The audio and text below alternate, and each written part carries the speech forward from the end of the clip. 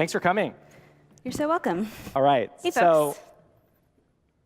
So the first thing I love to ask this, especially when you've worked on such a beloved product, which is how many folks in the audience use Slack?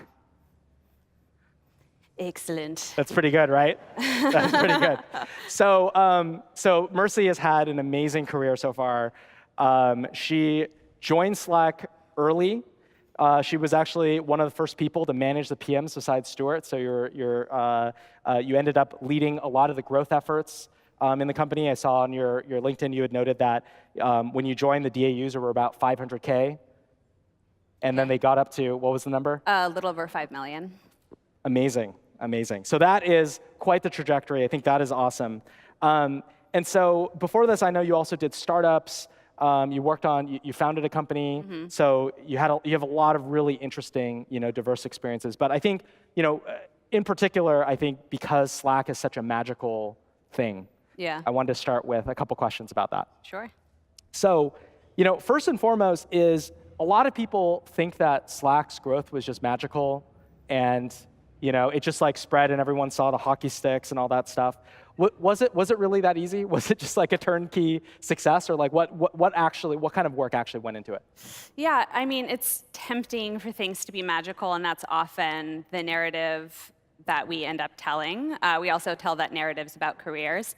It's kind to mention Slack. I also worked at companies that didn't work out. My own company didn't work out. So I think embracing the fact that you learn a lot from failure is also true.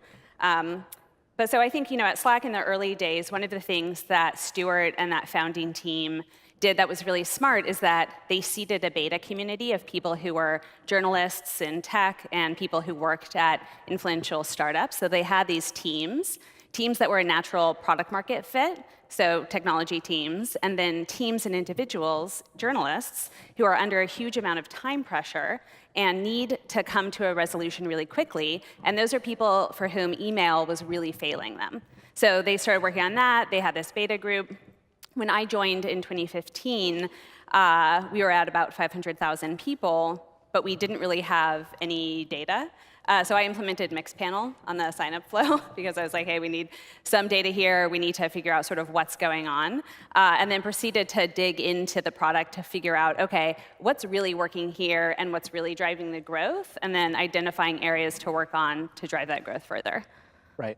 And can you share, kind of in your initial findings, how did you start to formulate kind of your theory on how Slack actually grows? And like, what were some of the early projects that you worked on?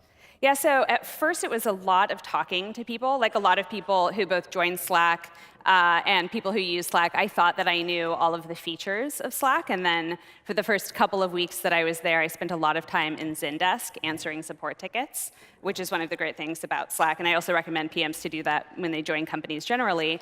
But I learned about the huge number of features when they were broken that people were writing in about, and I also had the opportunity to see these screenshots